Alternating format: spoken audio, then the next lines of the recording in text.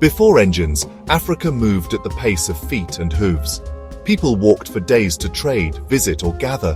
Journeys measured in sweat, not speed.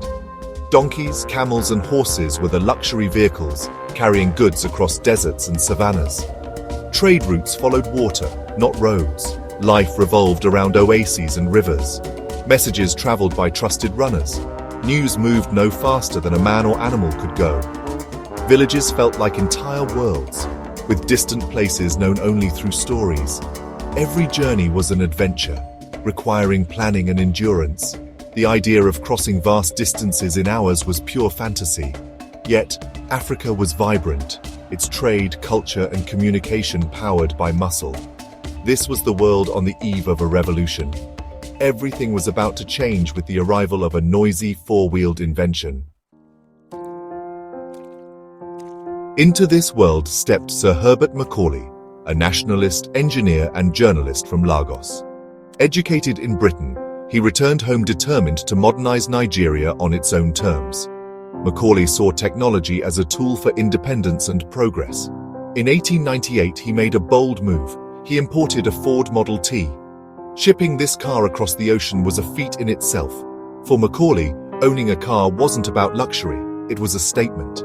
It showed that Africans could master modernity and shape their own future. The Model T was alien technology in Lagos, a symbol of the industrial age arriving in Africa. Macaulay's car was more than a machine. It was a declaration that Africa would not be left behind. He was literally in the driver's seat of change.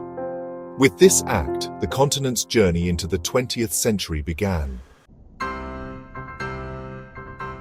When the first car sputtered to life in Nigeria, it was pure chaos and wonder. People who'd only seen things move by legs now watched a metal box roar down the street. Some ran in fear, thinking it was a demon. Others stared in awe. Children chased it, laughing and daring each other to touch the strange machine. Elders whispered, trying to explain the magic. The car's arrival was a spectacle, loud, smoky, and impossible to ignore. Stories about the horseless carriage spread faster than the car itself. It was a phenomenon, a piece of the future dropped into everyday life. The world suddenly felt smaller, and possibilities seemed endless. The arrival of that first car marked the start of a new era for Africa. That first car was more than a novelty. It was a catalyst for change. It inspired dreams of faster travel and better connections between towns and cities. Roads were built, trade expanded, and distant families drew closer. The car wove the fabric of society tighter, shrinking distances and sparking national identity. But it also brought challenges: inequality, rapid urban growth, and new problems like traffic and pollution. The automobile reshaped Africa's landscape and society in ways no one imagined. Today, cars are everywhere, from matatus in Nairobi to Lagos traffic jams. They're symbols of progress, tools for business, and lifelines for millions. It all began with one visionary and his horseless carriage. Africa's journey into the future started with that first unforgettable ride.